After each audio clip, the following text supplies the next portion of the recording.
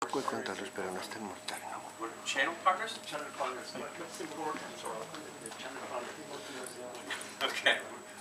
This is good because we've gone from the geopolitical now to Main Street. I'm sorry. No. That's okay. I'm glad. I'm much more comfortable actually. So in terms of the channel, whoops.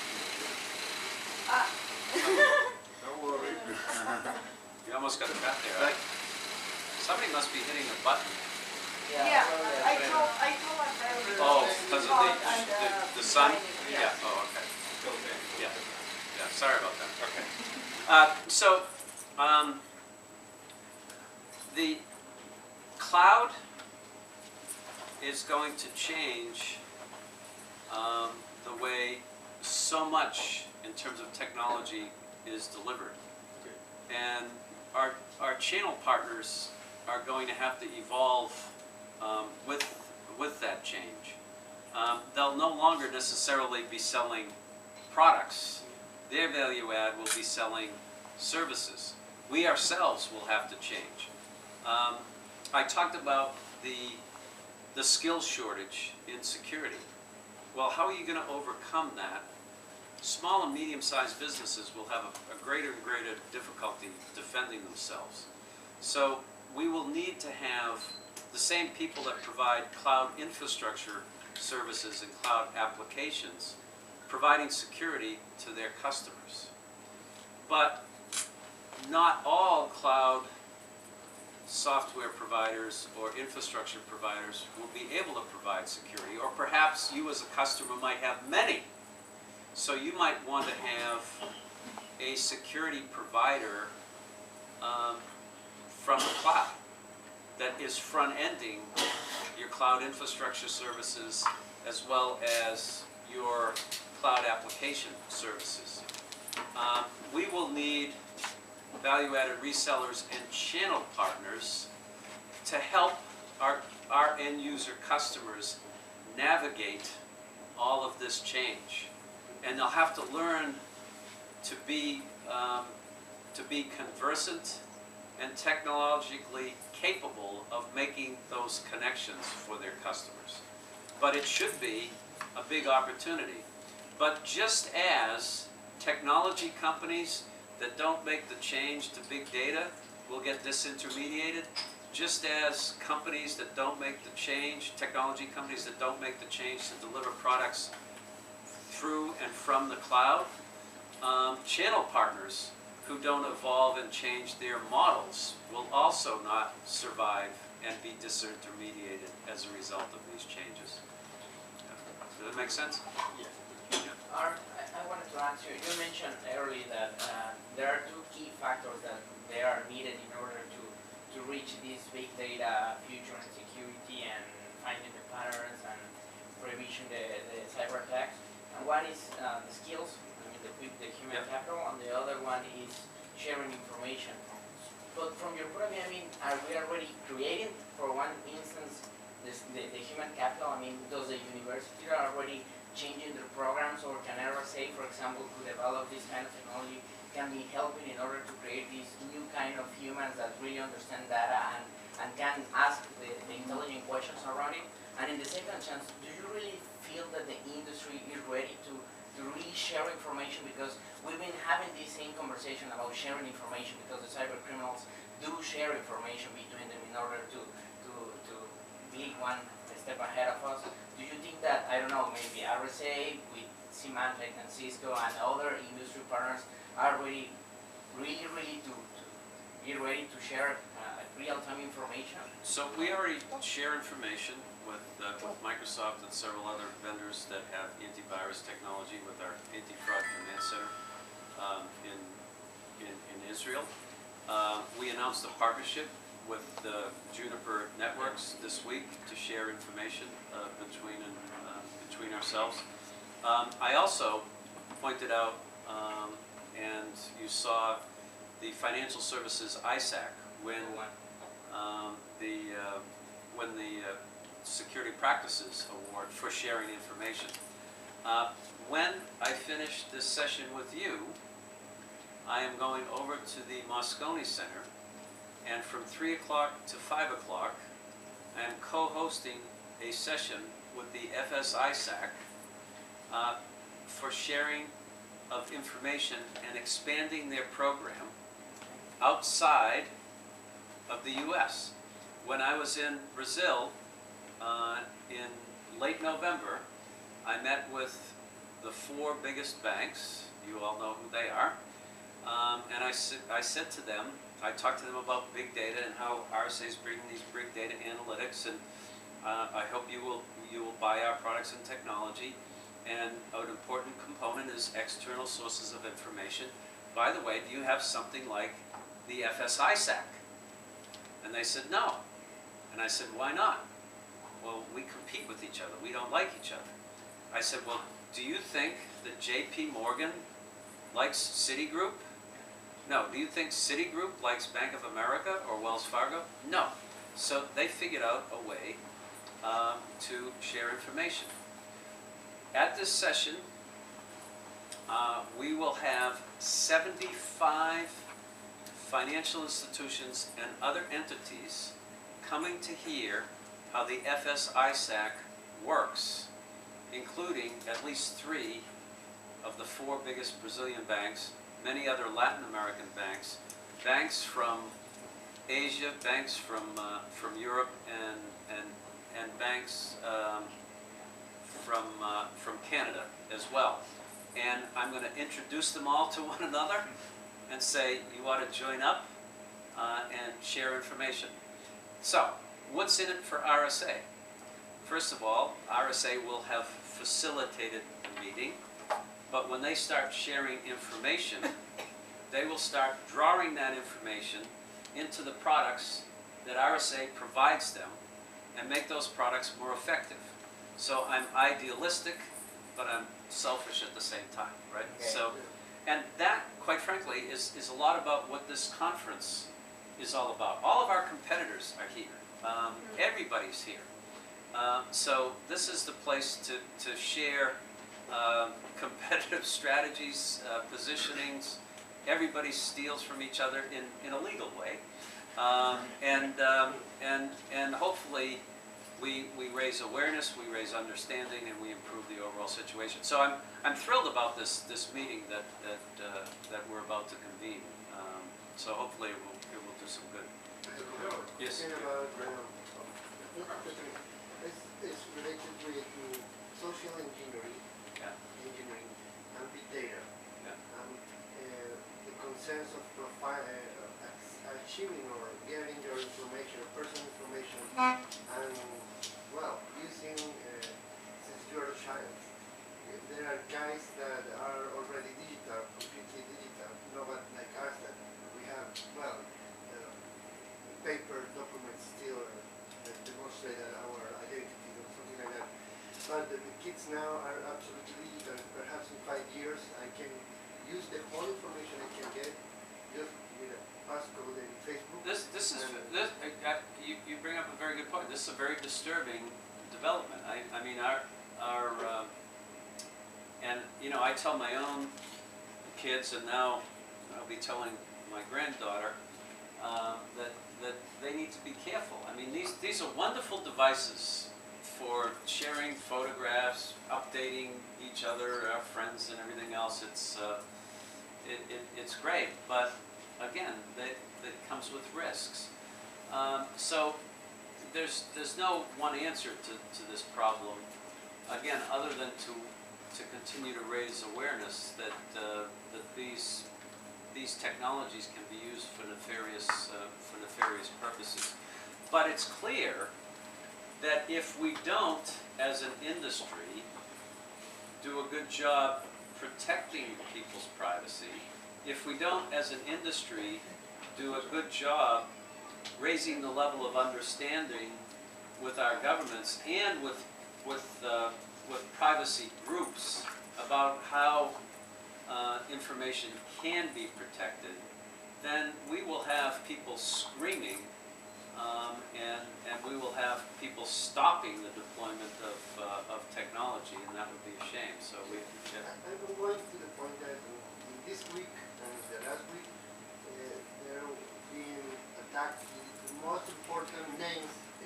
Oh, Facebook, Apple, yeah, Apple, sure. By yeah. criminals, not even nation states, right? Yeah. And you don't know the name of the who is attacking. He's attacking the whole. I haven't been close to it, but the reports are that it's an Eastern European criminal group. I haven't gotten any information beyond.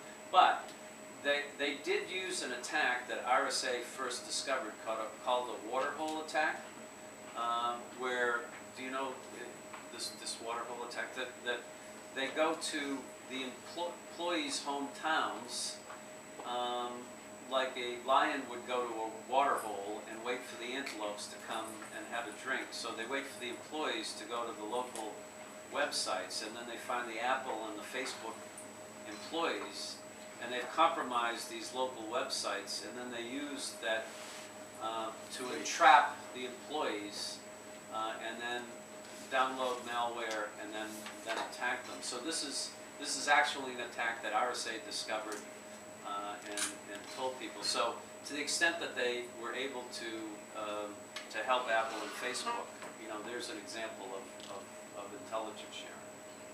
Excuse me, Mr. Lee. Yes. The using of analytics. Yeah, in a minute. Yeah, go ahead, quick. Okay. The using of analytics and big data will let close the gap between the good guys and Yeah. the bad guys. This implies that any other security vendor that doesn't implement big data or analytics in a strategy to avoid that will remain very back from the cyber. Well, yeah, yes and no. There'll still certainly be purpose-built tools. I mean, Secure ID, for instance, right? Secure ID still works as a form of strong authentication. But what I am saying is even things like Secure ID will be supplemented by big data analytics. So big data is not going to solve every single problem. There'll still be other purpose-built tools, but they'll have to be at least smart enough to be informed by other tools. So I don't want people to get the mistake that big data is somehow the silver bullet that solves all of our problems. It is a major factor, and big data, again, is just a word that represents the ability to process volumes and volumes of data in a whole host of different ways. So all of the tools themselves will evolve in some form or fashion to employ at least elements of big data. And I do believe that some of the traditional product categories, antivirus for instance, is going away. Static signature-based technologies just cannot keep up. Advanced malware based on predictive analytics and behavior patterns based on big data, that'll be the future for malware blocking, right? Yeah, question over here. Yeah. You know, both in your keynote and today you've mentioned the whole concept of awareness, but in your keynote you also made a point about the whole paranoia behind this awareness. You know, what I want to ask you is, there's been a lot of, let's say, not controversy, but you know, the role of the vendors being the ones, you know, publishing figures out over time of how many attacks, and it seems to me like vendors are almost not the cause of this paranoia, but you're feeding it as a marketing tool on the one side. But also on the other side, we, the public, or we, the big banks and companies, have to trust you, you know, that everything's gonna be okay. But there's all this number, you know, it almost contradictory, the concepts, you know. Sure. It has to be awareness. We can't fall into paranoia, but it's like there's a story about Peter and the wolf. You know, he screams the wolf is coming so many times. Yeah. So. Well, that's the way I feel about Cyber Pearl Harbor. Do you know the first time Cyber Pearl Harbor was used was 1998?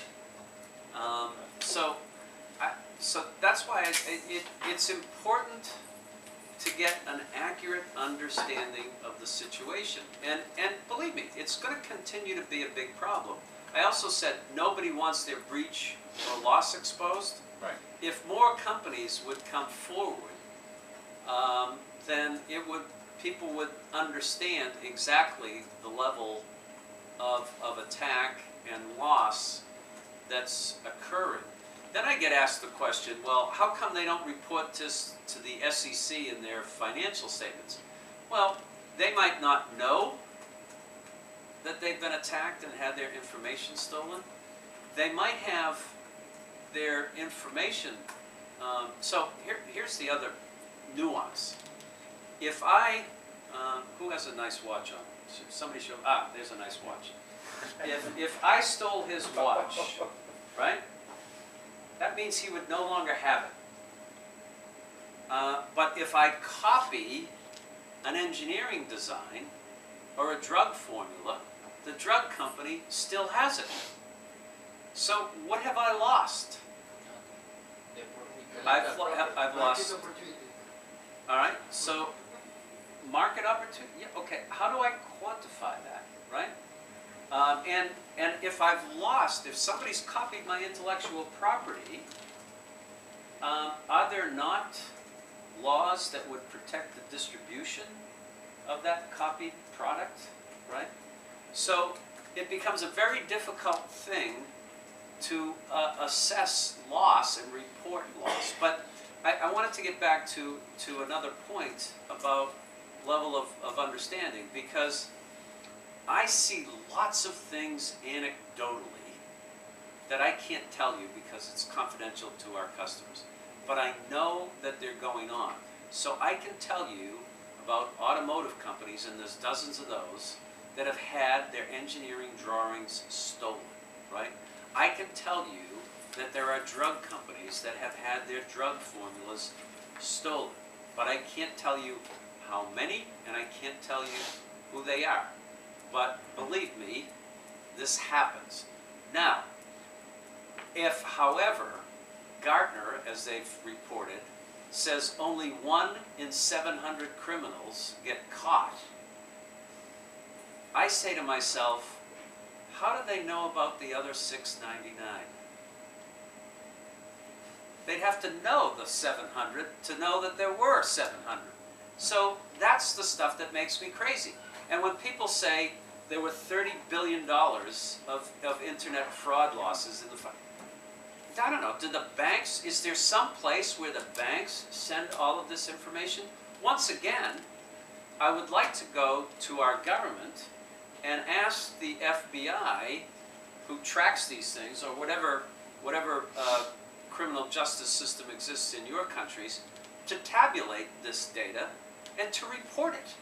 I can't do that.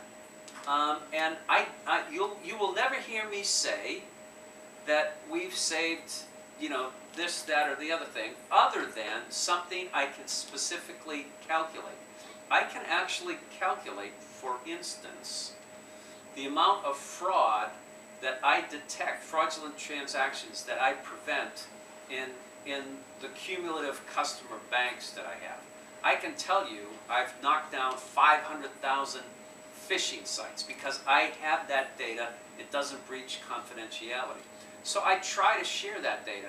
The problem is it doesn't come in context. It gets reported a bit here and a bit there.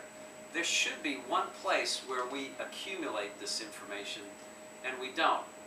My point is that when I try and communicate these things, I don't try to hype the situation. I just try to report the facts as I know them, and then point out that people should be careful about the sources of information and whether or not they repeat them.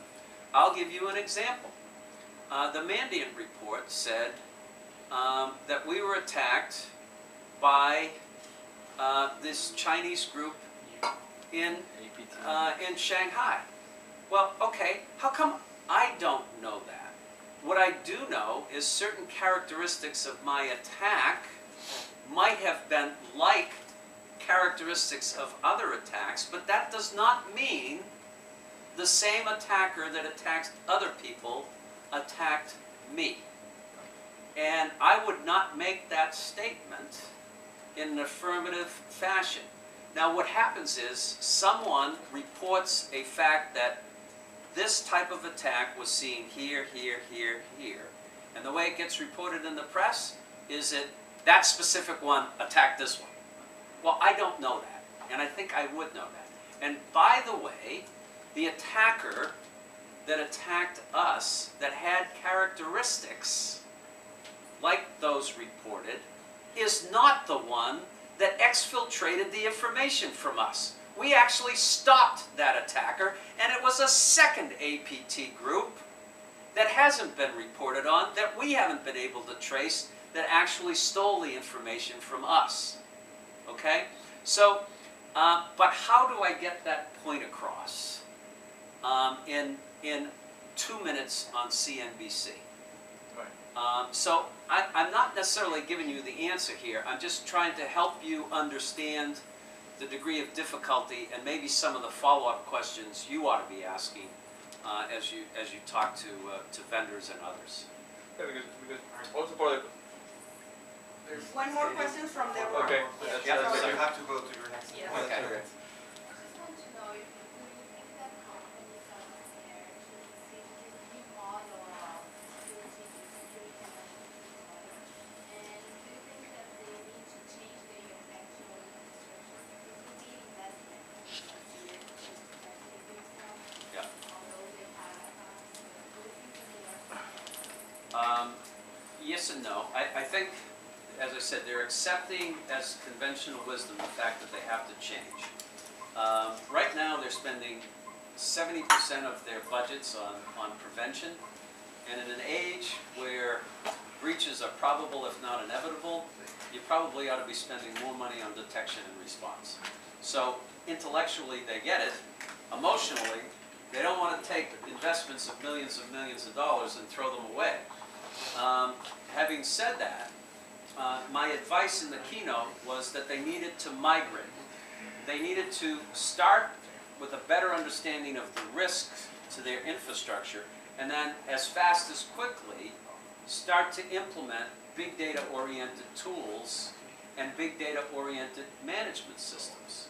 And again, it's our job as RSA and the job of other vendors to help them make this migration as painlessly as possible. Okay? I do apologize, I have to run. I have to say that this is one of the most enjoyable press sessions that I have. I mean, we go from detailed technology way up to the most geopolitical, and I do find it very refreshing, the conversations I'm able to have with you. Thank you. Thanks again.